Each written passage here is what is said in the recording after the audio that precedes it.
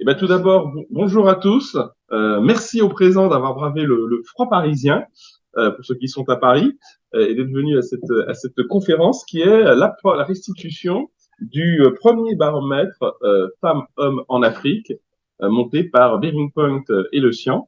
J'en profite ici pour remercier notamment Étienne Giros et Sandrine Soriol du CIAN qui ont donc nous ont aidés à monter ce baromètre qui, comme je vous le disais, est une première puisque c'est la première fois que cette étude est menée. Alors, sur les entreprises françaises, on y reviendra en Afrique, mais c'est une première. Donc, l'objectif, d'ailleurs, j'ai dit le mot baromètre, eh bien, c'est d'institutionnaliser cette étude et de la faire chaque année. D'ailleurs, en fin de conférence, on vous donnera, et après il y aura des mails, bien sûr, le QR code pour aller remplir le questionnaire dès cet après-midi, si vous voulez, pour vos entreprises. Pour les gens qui sont présents en salle, on vous distribuera tout à l'heure un petit flyer avec quelques-uns des indicateurs clés de l'étude. Bon, on va y revenir.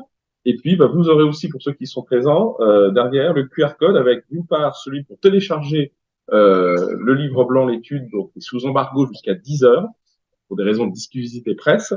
Et puis, le questionnaire également, ça vous permettra de travailler sur la question. On s'installe et arrive. Donc voilà l'idée de ce que nous allons faire ce matin. Donc, en planning, avec Wafa, nous allons restituer les messages clés de l'étude de ce jour, de cette année, pardon. Et puis après, nous aurons une table ronde. Alors, table ronde avec trois ou quatre intervenants, ça dépend parce que nous avons pas un intervenant qui est perdu quelque part dans les réseaux et autres. Mais d'ores et déjà, je peux vous annoncer, si je le fais par ordre alphabétique, Bruno Lalande, qui est d'ailleurs avec nous à Paris, qui est le président de Women's Sport.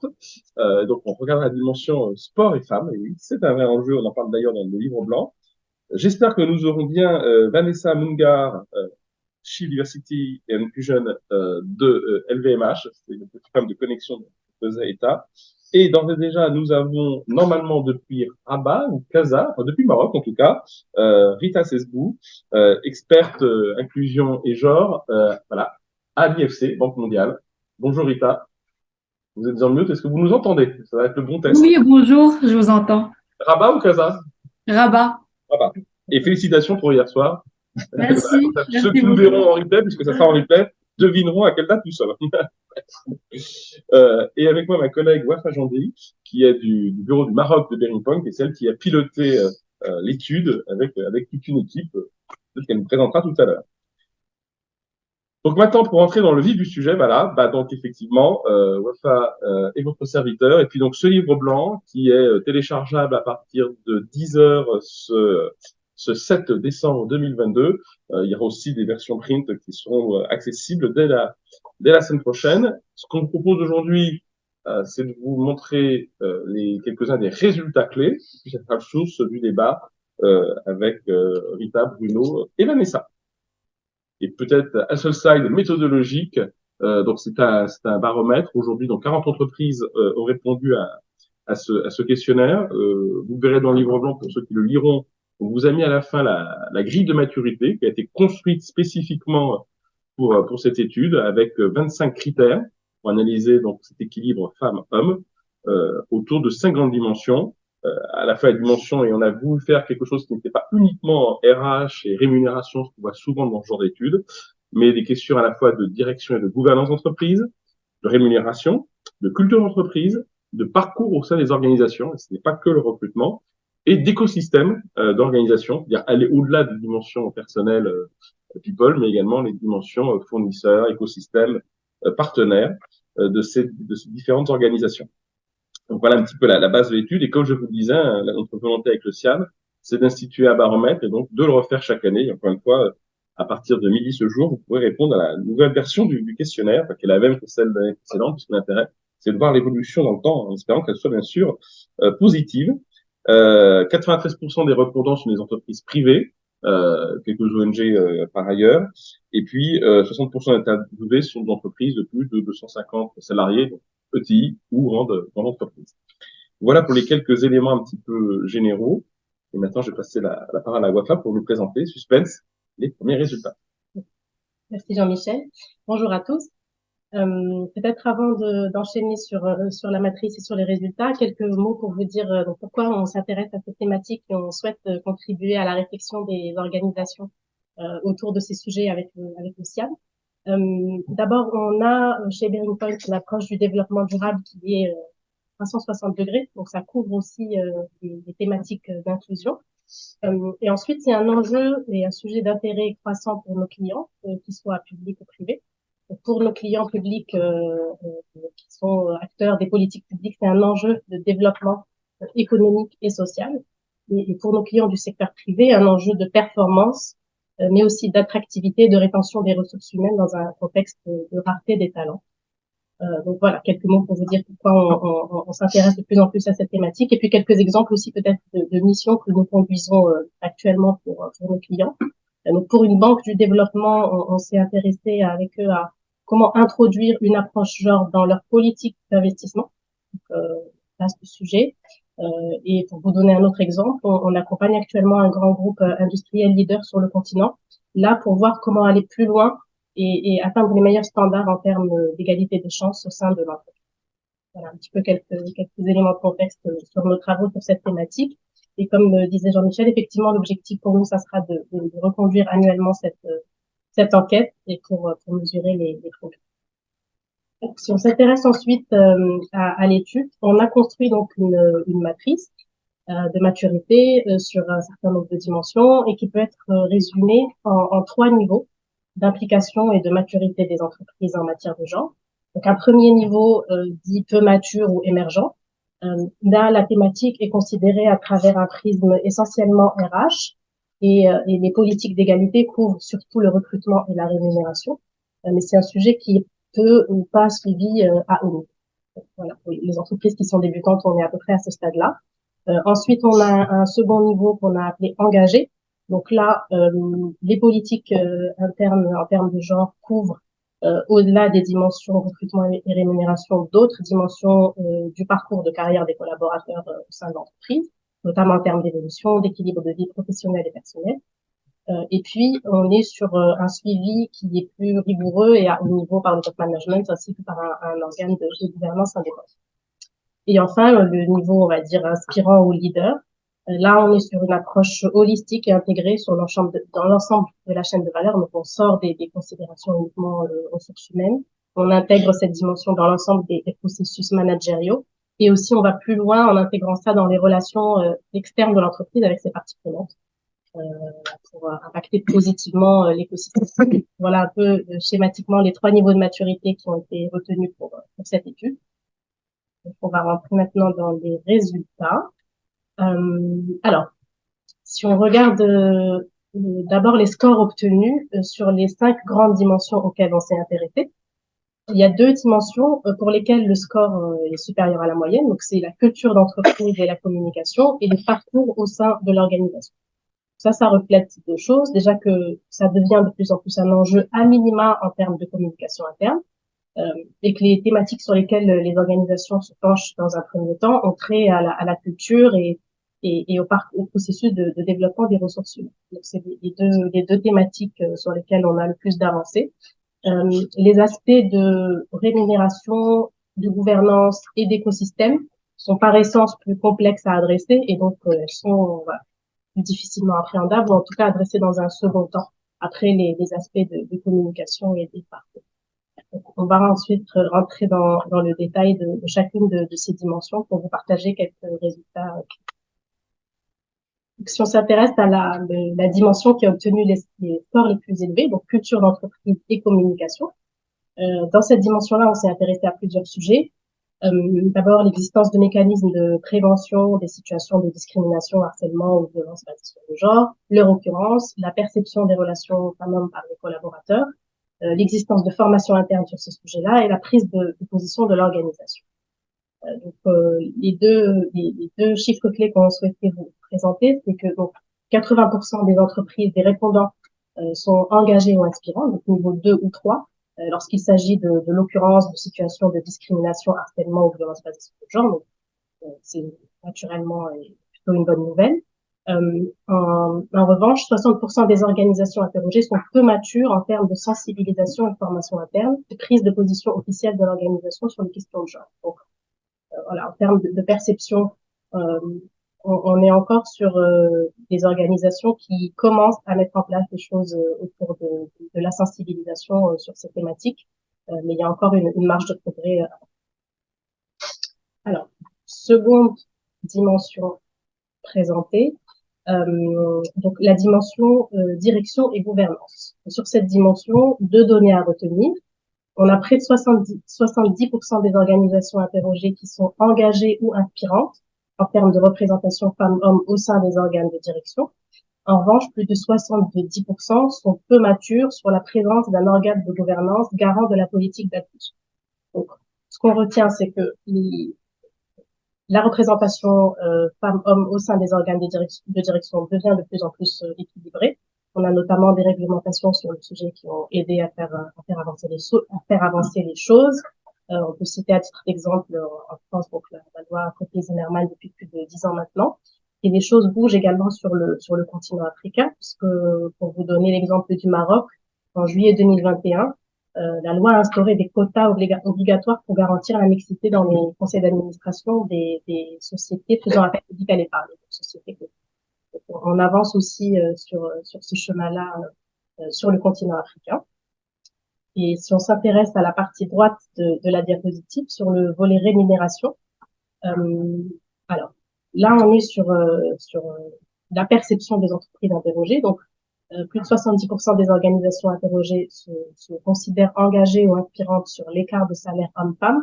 En revanche, plus de 56% sont peu matures sur la présence des femmes parmi le top 10 des rémunérations. Voilà, ce que ça veut dire pour nous, c'est que la perception est que les écarts se creusent au fur et à mesure que l'on monte dans la pyramide, ou en tout cas le fait que l'on retrouve moins de femmes dans le top management se traduit mécaniquement sur les écarts de rémunération à ce niveau-là logique. Dimension suivante, les parcours au sein de l'organisation. Donc là, on s'est intéressé à plusieurs sujets, la part des femmes dans les nouvelles recrues, les potentiellement rencontrées dans les processus de recrutement, la progression de carrière, la gestion de la parentalité, donc un petit peu tout ce qui a trait au parcours au sein de l'organisation. Donc les données obtenues montrent que la difficulté, elle réside davantage dans la rétention et dans la progression de carrière qu'au niveau du recrutement. Parmi le panel des entreprises interrogées, puisque 80% des entreprises se considèrent engagées ou inspirantes en termes d'attraction et de recrutement des talents féminins. Alors, je pense que c'est moins vrai pour certains secteurs, mais en tout cas dans notre panel, les recrutements se considèrent plutôt bons sur le sujet du recrutement. En revanche, 56% sont peu matures en termes de dispositifs de mentorat et d'empowerment féminin. Donc là, ce sont des sujets qui restent émergents, et notamment dans les organisations de moins de 250 salariés. Là, les résultats étaient meilleurs pour les entreprises de plus grande taille naturelle. Et pour finir, donc sur la dernière dimension à laquelle on s'est intéressé, donc la dimension écosystème de l'organisation, il apparaît que les sujets relatifs au genre, pour l'instant, sont une préoccupation plutôt interne à l'entreprise. Et pour celles qui investissent le champ de la relation avec les parties prenantes, ça passe d'abord par le soutien à des projets externes, plus que par la mise en place d'une approche genre dans la sélection des fournisseurs, par exemple. Donc ça, c'est, on va dire, un niveau de maturité un peu plus élevé qui n'est pas encore répandu au sein du panel des entreprises interrogées. Donc voilà, 51% des entreprises interrogées sont engagées sur le financement ou le soutien de projets externes qui promeuvent l'égalité de genre. En revanche, près de 90% ne prennent pas encore en compte cette dimension dans leur relation. Voilà pour les principaux chiffres à retenir en synthèse de l'étude. Vous avez dans le flyer des résultats un petit peu plus complets et bien sûr au sein de le livre blanc, vous aurez vraiment le détail de tous les résultats et des analyses. Alors peut-être avant de passer à table ronde, quelques recommandations à partager. Tout à fait. Donc quelques recommandations à partager sur ces sujets-là pour aller plus loin avant d'ouvrir le débat avec notre panel d'intervenants. Donc en premier lieu, important de définir des indicateurs et impliquer le top management dans leur suivi. Alors bien sûr, en fonction des enjeux de chaque entreprise, de chaque secteur, ces indicateurs sont différents. Donc ça peut être des enjeux de recrutement, des enjeux de rétention. Donc voilà, bien sûr selon les enjeux à adapter et surtout confier le suivi aussi de cette politique genre à un organe de décision dont les membres sont formés et appuyés pour appréhender au mieux cette thématique. Ensuite, mettre en place une politique de recrutement dédiée dans les secteurs qui peinent à recruter des femmes. Donc, c'est pas beaucoup ressorti dans l'étude parce qu'on était sur des secteurs d'activité assez diversifiés, mais on sait qu'il y a des secteurs qui peinent à attirer, en tout cas, des talents féminins, des secteurs historiquement masculins, l'industrie, mais aussi le numérique. Donc voilà, sur ces secteurs-là, il est important d'aller chercher les candidates en amont, si on veut se constituer un pipe de recrutement assez solide. Donc, mettre en place des dispositifs au niveau des établissements de formation. Développer des programmes d'empowerment et y impliquer les hommes, important. Donc voilà, les programmes d'empowerment au sens large se développent, c'est une bonne chose, que ça soit en termes de mentorat, de formation, de sensibilisation. Important d'y impliquer les hommes. On a eu voilà expérience en interne, notamment chez Drinkpoint. On a commencé par mettre en place un programme à destination des femmes, et puis c'est aussi des sujets qui intéressent les hommes, naturellement, notamment en termes de gestion de la parentalité. Donc, faut pas hésiter à élargir pour plus d'inclusion. Et deux derniers points. Donc, un programme d'accompagnement poussé à la parentalité, ça fait le lien avec ce que je disais juste avant, et notamment afin de rééquilibrer les pratiques entre les deux parents. Et puis, pour finir, adopter une approche intégrée en matière de genre sur l'ensemble de la chaîne de valeur de l'entreprise. Voilà, sur l'ensemble des processus et non pas uniquement sur les aspects RH. Merci beaucoup, Wafa. C'était très intéressant et encore une fois, plein de détails dans le livre blanc. Ce que je vous propose, c'est d'initier la table ronde et la discussion. Alors peut-être on va commencer par Ripa, depuis donc Rabat. Voilà, de nouveau. Peut-être une première question. Comment avez-vous perçu, Ripa, ces premiers résultats? Est-ce qu'il y a des choses qui vous ont surpris? Est-ce que c'est possible? Ou au contraire, finalement, c'est un peu avec ses forces et ses faiblesses, mais encore une fois, hein, c'est pas un jugement de valeur, c'est un constat à date de la manière dont les entreprises se sont auto-déclarées. Je rappelle quand même que c'était pas un audit que nous avons fait, c'est un baromètre où les gens ont déclaré, là, qui était en degré de maturité. Est-ce qu'il y a eu des surprises, des choses qui allaient dans le sens de ce que vous pouvez percevoir par ailleurs dans le cadre de vos fonctions d'expert? Merci beaucoup, Jean-Michel. Merci Wafaa pour l'invitation. Non, en fait, je trouve que les résultats de votre étude sont très, très intéressants et on retrouve vraiment des tendances que moi-même j'ai pu aussi constater en accompagnant des entreprises. Donc déjà, dans un premier temps, on constate que sur le volet recrutement, donc on a beaucoup d'entreprises qui sont engagées, inspirantes. Et c'est aussi parce que beaucoup d'entreprises investissent énormément sur la partie recrutement pour augmenter la part des femmes dans l'entreprise. Mais c'est pas pour autant qu'elles sont dans des postes, on va dire, importants au cœur dans l'entreprise. Ça veut dire que quand on regarde, si on devait diviser en termes de hiérarchie et de type de métier, on retrouve souvent les femmes dans des fonctions support, mais aussi dans des fonctions juniors. Donc, on a encore un chemin à parcourir sur ce volet-là. Et aussi, il faut mettre en avant davantage le volet rétention. Ça veut dire qu'une fois qu'on a recruté ces femmes-là, comment est-ce qu'on va les fidéliser, comment est-ce qu'on va les garder et comment est-ce qu'on va leur permettre d'évoluer en entreprise et d'avoir les mêmes opportunités que leurs homologues masculins. Donc ça, c'est quelque chose qui m'a beaucoup marqué dans votre étude. Ce qui m'a un peu surprise, c'est vraiment le volet rémunération. Parce que là encore, on a un chiffre qui est très élevé sur le volet rémunération, enfin, sur la base, bien sûr, des plans des entreprises. Et ça aussi, c'est quelque chose qu'on retrouve en accompagnement, dans le sens où quand on demande aux entreprises qu'il y a des écarts salariaux, donc la réponse est souvent non. À travail égal, rémunération égale. Sauf qu'en faisant des analyses de régression, on se rend compte qu'on peut arriver à des taux qui vont jusqu'à 10-15% d'écart entre les hommes et les femmes. Et là, quand je dis d'écart salariaux, c'est vraiment écart inexpliqué. Tout ce qui est paramètres, que ce soit nature de l'expérience, enfin, tout ce qui peut être justifié, on le met de côté. Mais vraiment, là, je parle de l'écart inexpliqué.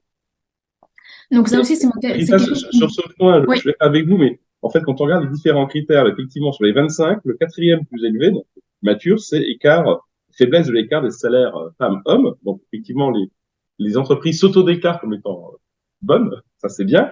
Par contre, si on regarde la fin dans l'illustration, on a les 25 critères. Dans les 4 plus mauvaises notes, il y en a 2 qui concernent la rémunération, celle des dirigeants. Là, pour le coup, et c'est ce que disait Wafa, c'est plutôt mauvais. Et puis, l'un des 2 plus mauvais critères et de loin, c'est la transparence de la grille des salaires.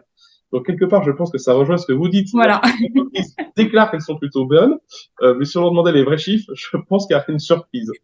C'est exactement ça. Et sur la partie rémunération du top management, c'est quelque chose aussi sur lequel on pourra revenir. Mais il est aussi important d'avoir des femmes dans les comités de nomination et de rémunération au sein des conseils d'administration. Parce que c'est eux aussi qui fixent donc les salaires et c'est important que les femmes soient représentées pour avoir une plus grande équité salariale. Et juste rapidement, un dernier point aussi qui m'a un peu interpellée, c'est par rapport à la culture d'entreprise. Donc là encore, on regarde que les chiffres sont plutôt positifs sur le volet discrimination et on va dire violence à l'égard des femmes, enfin harcèlement sexuel, etc. Et là encore, c'est aussi quelque chose qu'on constate souvent, c'est que les entreprises disent avoir des mécanismes de grève, des protocoles contre le harcèlement sexuel qui sont très clairs. Mais quand on leur demande du coup, bah, vu que vos protocoles sont très bien, est-ce qu'il y a des plaintes? Bah, la réponse est non. Alors que statistiquement, c'est impossible. C'est impossible de ne pas avoir un certain nombre, un certain taux de plaintes concernant le harcèlement sexuel. Donc là encore, ça montre aussi que entre les politiques, les pratiques et le vécu des employés, il y a souvent des écarts et c'est pour ça aussi qu'il est important de faire des audits, de faire des diagnostics, de donner aussi la parole aux collaborateurs et collaboratrices pour voir aussi quel est le vécu et quels sont les écarts à rectifier. Je pense que je vais m'arrêter là pour vous céder aussi la parole. Non, j'ai encore une petite question quand même. Oui, Ça allez-y. peut être un état, il y en aura d'autres, des lieux. Honnêtement, on est entre nous. Est-ce qu'aujourd'hui, cette question-là, les entreprises africaines, sur donc l'égalité femmes-hommes, est-ce que c'est aujourd'hui un sujet? Ou est-ce que ce sont les entreprises européennes qui poussent ce sujet, les organisations, les structures internationales comme la Banque mondiale ou autres? Est-ce qu'aujourd'hui, vous sentez qu'il y a une prise de conscience que c'est un enjeu, ou c'est encore un degré de maturité global qui est faible? Alors, je peux pas vraiment parler, bien sûr, au nom du continent africain, parce qu'on est aussi 54 pays à différentes vitesses. Mais ce que je peux dire, par exemple, pour le cas on va dire du Maroc, de la Tunisie et de l'Égypte, parce que c'est des pays que je couvre et sur lesquels je travaille énormément, il y a un niveau de prise de confiance. Ça veut dire que là, il y a beaucoup d'entreprises, notamment les grandes entreprises, nationales. Donc, je parle pas de filiales de groupes internationaux qui sont conscients de cet enjeu qui croit aussi en la place de la femme en entreprise et tout ce qu'elle peut apporter en entreprise. Mais là où se situe, on va dire, le principal challenge, c'est le comment. Ça veut dire que déjà, comment mesurer les écarts, comment mettre en place un plan d'action qui permette de les réduire, comment se focaliser sur un point précis, parce que souvent les entreprises, elles veulent tout faire en même temps. Ou alors, elles se donnent, on va dire, un an ou deux, elles ont envie de tout réformer sans pour autant se fixer des objectifs, des KPI, et sans pour autant se donner les moyens. Donc là aussi, mon rôle, c'est de les accompagner, de leur dire, on choisit par exemple de se focaliser sur un champ d'action, ça peut être le recrutement. On va mettre en place un plan d'action, des KPI qui vont nous permettre d'atteindre l'objectif. Et une fois qu'on l'aura atteint, on pourra passer à un autre champ d'action, on pourra travailler en parallèle sur le volet rétention, mais il faut vraiment, on peut pas tout faire en même temps. Donc il faut choisir un axe prioritaire, travailler dessus et vraiment se prendre d'avoir ces des KPI. Parce que juste se dire qu'on veut augmenter la part des femmes, on veut les fidéliser sans se fixer un chiffre et avoir un plan d'action qui permette de l'atteindre, ça sert à rien. Bruno, toi, quoi, au vu de cette étude, quelques réactions par rapport à ce que là tu peux voir? Alors oui, alors peut-être en propos liminaire, je suis très heureux d'être avec vous. Euh, je remercie beaucoup l'équipe mixte, Étienne Giraud et Sandrine du CIAN, qui est un partenaire de la première heure de Women's for Africa, et je remercie aussi l'équipe mixte de Jean-Michel et Wafa. Alors, j'ai envie de vous dire les choses de la manière suivante. D'abord, moi, je suis la maman de Women's for Africa, qui est un Tu média, peux montrer qui est un média que l'on a lancé dans 26 pays d'Afrique francophone en print et en digital, dont le cœur est de scénariser les femmes inspirantes, de scénariser les athlètes olympiques, continentales, locales, avec un esprit tout à fait feel good. Nous, on est un petit colibri, donc plutôt agile. dans un monde d'éléphants, de lièvres, de tortues, voyez-vous. Mais moi, il y a une chose qui m'a frappé dans les résultats qui ont été adressés par Daring Point, que je vais vous matérialiser de la façon suivante. J'ai eu la chance l'année dernière, au cœur du nouveau sommet Afrique-France à Montpellier, de restituer une étude que l'on a adressée avec un grand cabinet de conseil pour le compte de l'AFD, en partenariat avec Women for Africa et en partenariat avec l'IRIS. Gros job de fond local. L'objectif, travailler sur les freins à la pratique du sport pour les femmes et les jeunes filles au Sénégal, au Maroc, en Égypte, au Kenya et en Afrique du Sud. Et ce qui me frappe dans les recommandations qui sont adressées aujourd'hui, c'est les similitudes et la synergie que l'on va trouver. Je vais vous la raconter. Elle est assez simple sur pas mal de points communs. Le premier point, c'est s'agissant du continent africain et du sport. En plus, on est dans une période de Coupe du Monde. Vous imaginez avec le Maroc hier, c'est pas mis le maillot. Mais... Le premier sujet, c'est ce que j'appelle les inégalités, qui sont non pas une réalité virtuelle, mais une réalité universelle, qui est exacerbée en fait en Afrique avec la charge familiale des femmes.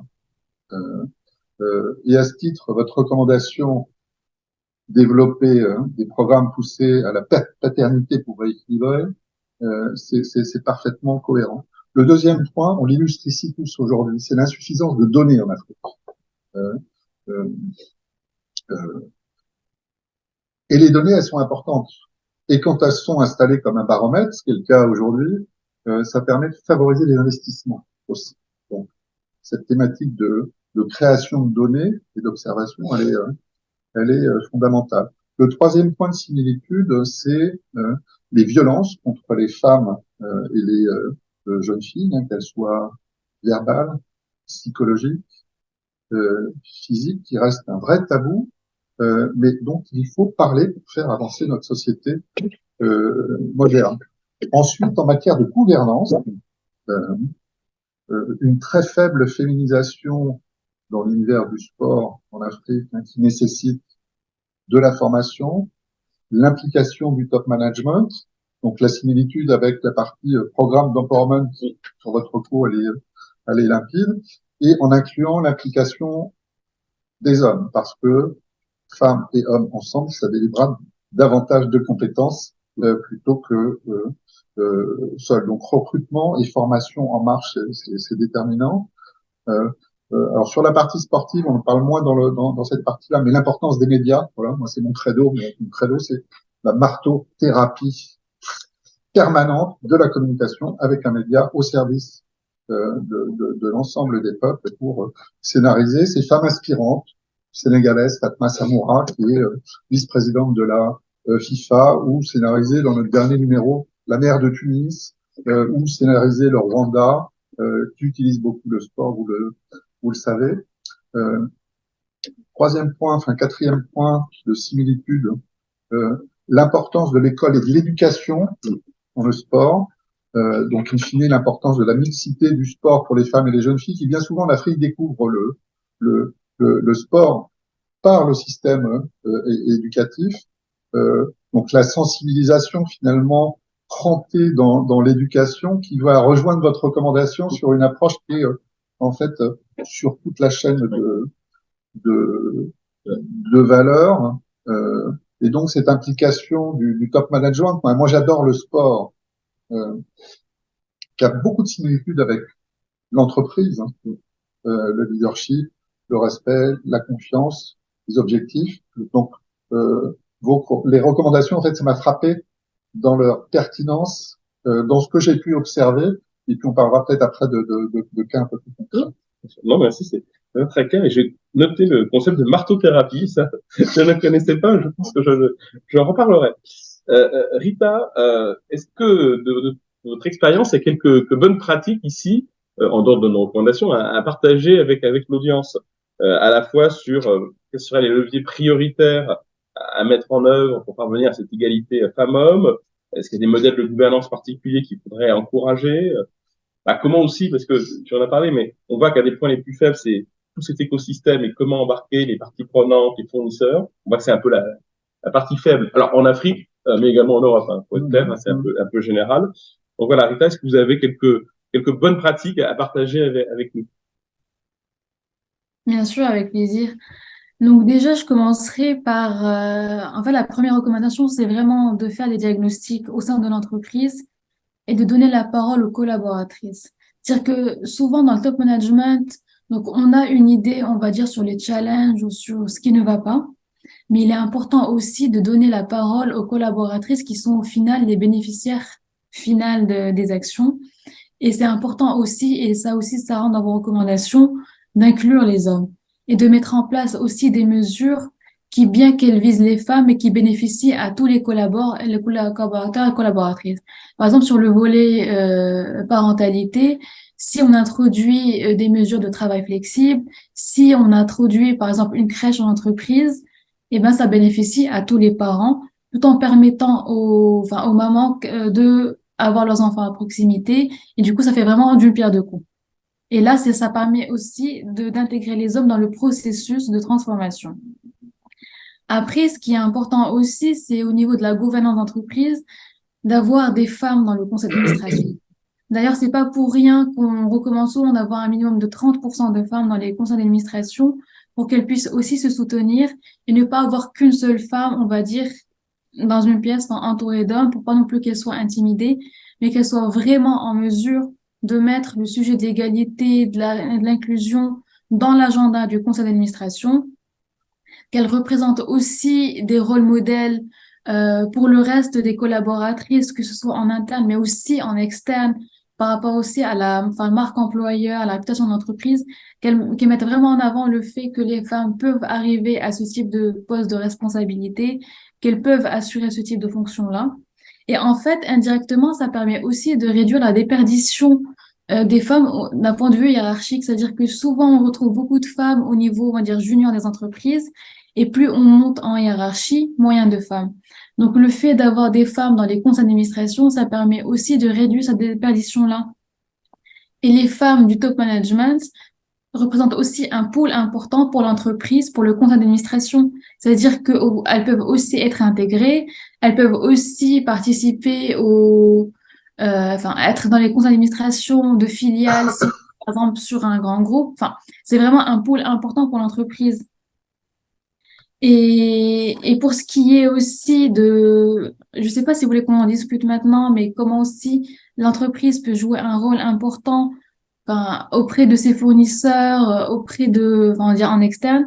Donc là encore, l'entreprise est un rôle modèle. Ça veut dire qu'une entreprise, par exemple, on est sur un panel aujourd'hui, donc on a quand même une mixité. Donc c'est important déjà dans ce type d'intervention d'avoir des panels mixtes.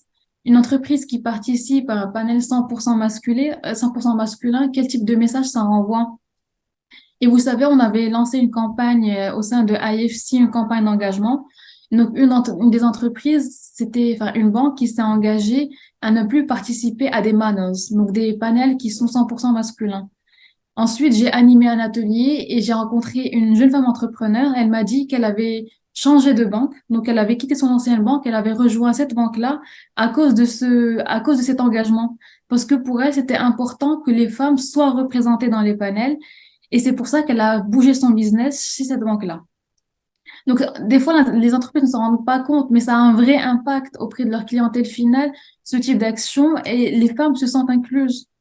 Après, là encore, comme autre type d'action, c'est aussi au niveau des achats et du sourcing. C'est-à-dire qu'une entreprise, quand vous cherchez notamment à vous procurer des services, il est important aussi de faire appel à une entreprise qui vous présente une équipe mixte. Que vous ayez, par exemple, une équipe de consultants 100% masculine ou 100% féminine, ne sera pas forcément la meilleure, ne vous proposera pas forcément le meilleur service. Il est important d'avoir les deux et l'important, c'est que les entreprises rajoutent ça comme critère auprès de leurs prestataires, de se dire, on veut des équipes mixtes et c'est un critère non négociable.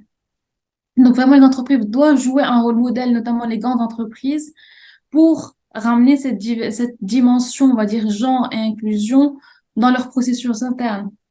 Donc, je pense que je vais m'arrêter là, mais si vous avez des questions, Donc, c'est n'hésitez super intéressant.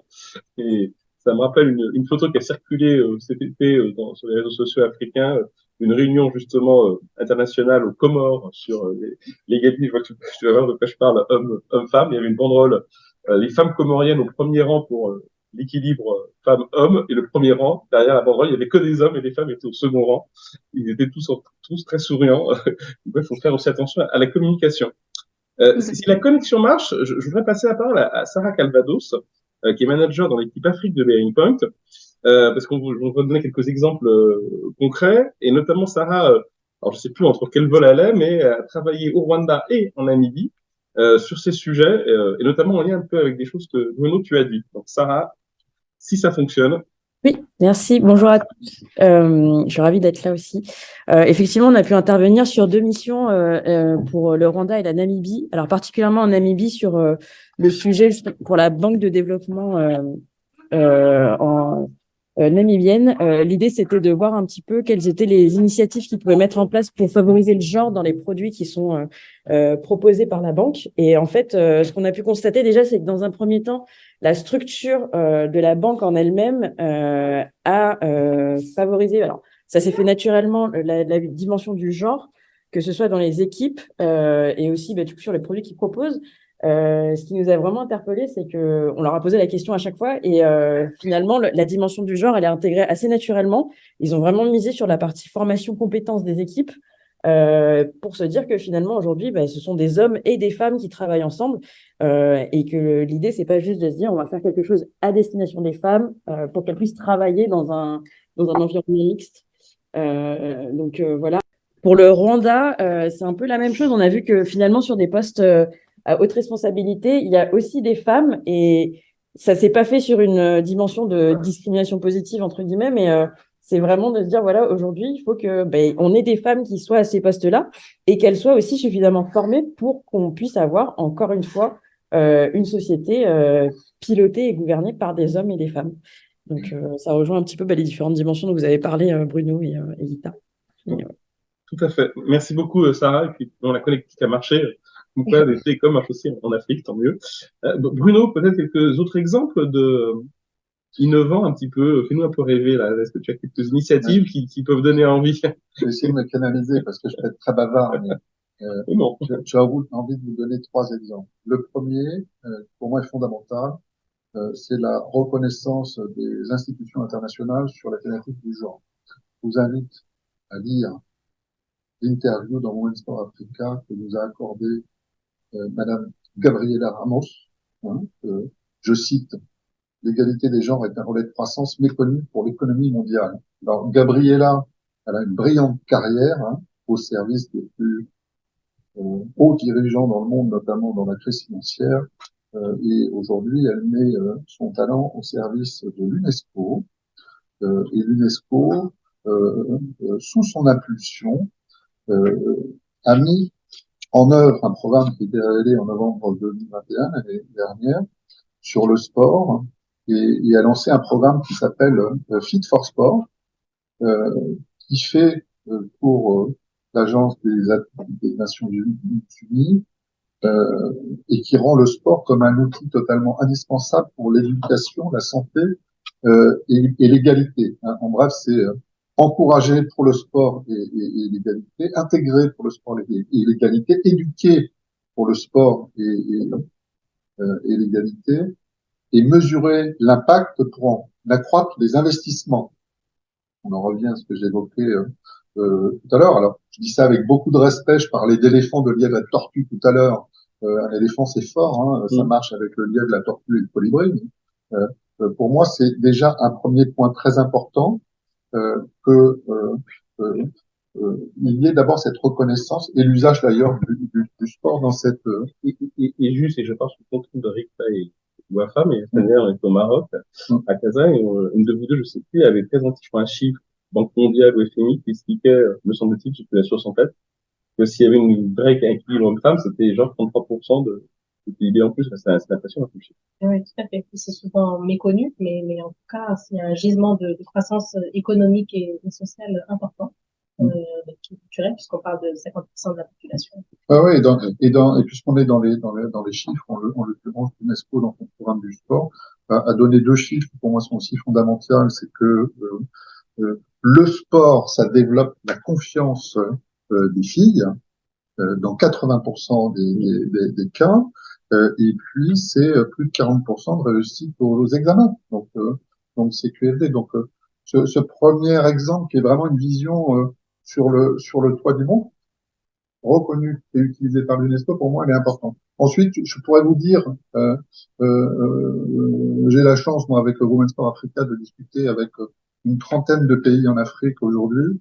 Euh, euh, le genre est de plus en plus intégré dans les colonnes vertébrales étatiques en Afrique. Euh, euh, pensez au Rwanda, à la Côte d'Ivoire, avec une volonté ferme du président Ouattara d'installer la mixité dans toute cette colonne vertébrale étatique. Alors je la vois plus sur l'angle sport. Pensez au Gabon, pensez au Sénégal, pensez aux Jeux de la francophonie à Kinshasa l'année prochaine. On est vraiment dans une dynamique qui s'installe et je pense que c'est très intéressant. Alors mon deuxième exemple pour l'illustrer, il va falloir m'arrêter à un moment donné, Jean-Michel, hein, mais Et tu avais dit 3 exemples, donc le je deuxième. te laisse sous ton contrôle. J'étais la semaine dernière à un forum à Monaco qui s'appelle Peace and Sport, qui regroupait les 350 acteurs très investis pour penser et soigner notamment les zones en sortie de guerre par le sport. Le premier ballon d'or du football africain était là, George Weah, qui est président du Libéria. Et puis il y avait beaucoup de pays qui étaient présents. J'ai eu des discussions avec trois acteurs qui m'ont beaucoup marqué. Une première discussion, alors, une Libanaise, Zaina Amina, qui est en charge de l'organisation des Jeux de la francophonie hein, à Kinshasa, qui m'a raconté l'histoire suivante. À Beyrouth, frontière, les musulmans, les chrétiens. Et les hommes et les femmes se sont retrouvés avec des terrains de basket 3-3 qui ont été installés du côté chrétien. Et puis, les musulmans qui ont franchi les frontières. Je trouve que c'était un exemple assez marquant pour avancer. J'ai eu une discussion, on a parlé du Rwanda tout à l'heure avec une femme absolument incroyable qui s'appelle Félicité Riemanka, qui est dans la gouvernance du comité olympique rwandais, qui est aussi membre du CIO et qui me racontait les vertus du sport pour le Rwanda après le drame humain récent hein, qui s'est passé et qui permet de reconstruire plus vite avec la mixité en fait ce pays qui utilise de plus en plus le sport. Vous voyez sur la manche du PSG, mais qui l'utilise aussi cranté dans toute la chaîne de valeur, dans l'éducation, dans les infrastructures, dans la santé. Et pour moi, c'est un exemple qui est très important. Des belles discussions aussi avec le sport. Alors, on quitte le continent, mais qui est utilisé pour aller mieux en Colombie, en Inde. Une discussion passionnante aussi avec le Mali, qui utilise aussi le sport pour mieux avancer. Et puis, tout ça, j'ai envie de vous dire, ça démontre la puissance du sport. Hein. Encore une fois, dans cette recommandation, qu'intègre toute la chaîne de valeur, en fait, parce que le sport, c'est une représentation de notre société parmi tous les stakeholders de notre société. Mais en tout cas, je trouve que c'est très illustratif. Et puis, rappelez-vous, 98, ça rassemble aussi le sport, hein, sans frontières. Et le troisième exemple. Et mon troisième exemple, merci de la transition, Madagascar. Là, on est vraiment les petits colibris sur le terrain.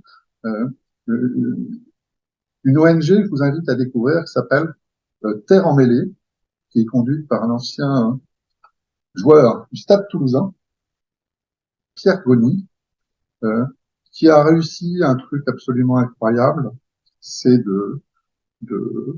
d'intégrer le rugby avec des jeunes leaders locaux qui se sont emparés des valeurs du rugby pour l'intégrer dans les systèmes de l'éducation et pour faire découvrir ce sport et ses valeurs aux Malgaches. Et je peux vous dire que le triptyque vertueux gouvernement, corps enseignant et communauté malgache, il tourne à plein régime. Vous avez en 6 ans plus de 30 000 enfants malgaches ont découvert le rugby, dont 19 000, donc un peu plus en termes de parité filles.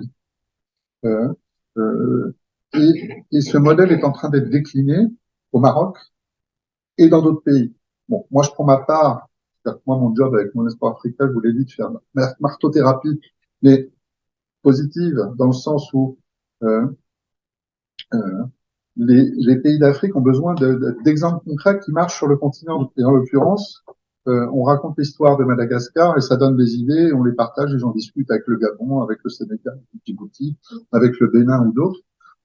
Voilà, donc c'était mon troisième exemple qui permet d'être sur la vision, d'être au petit colibri et puis d'être sur différents pays en intégrant cette thématique de la mixité au sens large dans la colonne vertébrale étatique d'une vision à long terme. Merci beaucoup, Bruno, c'était passionnant. Rita, j'ai à peu près une question là pour aider à renforcer la martothérapie. Est-ce que vous avez 3 exemples d'initiatives assez innovantes qui fonctionnent et qui pourraient inspirer l'audience chez nous ici? Bah, écoutez, avec plaisir. Donc, moi, j'avais pensé aussi à 3 niveaux, on va dire. Donc, le premier, c'est un peu institutionnel. Et là, vraiment, mes exemples vont porter spécifiquement sur le Maroc. Donc, avec le ministère du Travail, donc, on organise tous les ans le trophée de l'égalité professionnelle. Donc, ça permet de récompenser les 3 entreprises qui se sont démarquées sur l'année à travers leurs actions pour plus de diversité des gens et d'inclusion. Il y a aussi des certificats d'excellence qui sont remis par catégorie, par exemple recrutement, mesures de conciliation vie privée et professionnelle, mesures de réduction des violences à l'égard des femmes, enfin ainsi de suite. Donc ça permet vraiment de motiver le secteur privé marocain pour mettre en place plus d'actions dans ce sens-là. Et sur les 6 dernières années, donc les 6 dernières éditions, on a vraiment vu une évolution au niveau des candidatures. On est passé de très peu de candidatures, on va dire pas très bien complétées, à des centaines de candidatures super complètes qui viennent d'entreprises, enfin, de tout le territoire. Et c'est vraiment quelque chose qui montre comment la thématique a évolué au sein du secteur privé et l'importance que ça a pris. Ensuite, du côté des institutions, on va dire internationales, et là je vais parler pour la SFI, donc Société financière internationale, qui est la banque d'investissement du groupe Banque mondiale.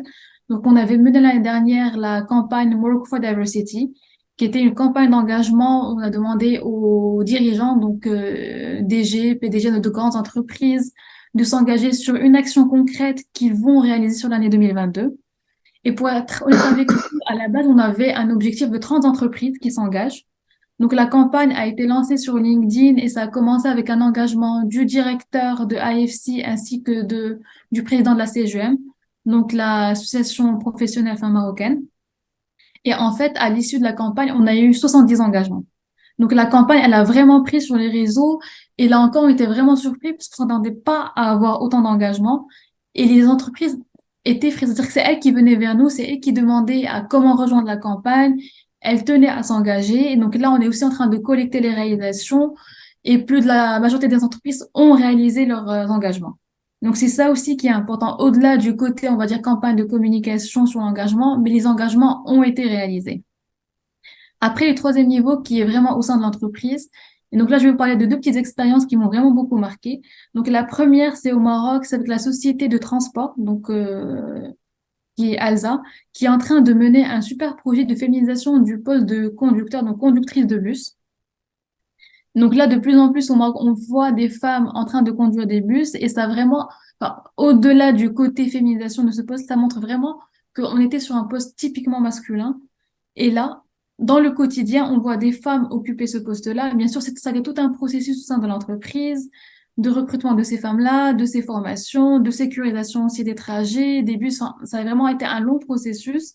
Mais là, c'est en train de porter ses fruits et vraiment, ça nous permet aussi de rêver, de se dire que il n'y a pas que des métiers masculins. Enfin, il n'y a pas de métier masculin, mais tout est possible pour peu que l'entreprise aussi se donne les moyens de parvenir à ça. La deuxième expérience, aussi rapidement, on avait travaillé en Égypte sur la féminisation du poste de sécurité, ça veut dire responsable sécurité. Et au début, on a eu beaucoup de backlash, il y avait beaucoup de refus en nous disant non, c'est un poste masculin, non, pourquoi vous voulez amener des femmes, qu'est-ce qu'elles vont faire dans le domaine de la sécurité, enfin voilà.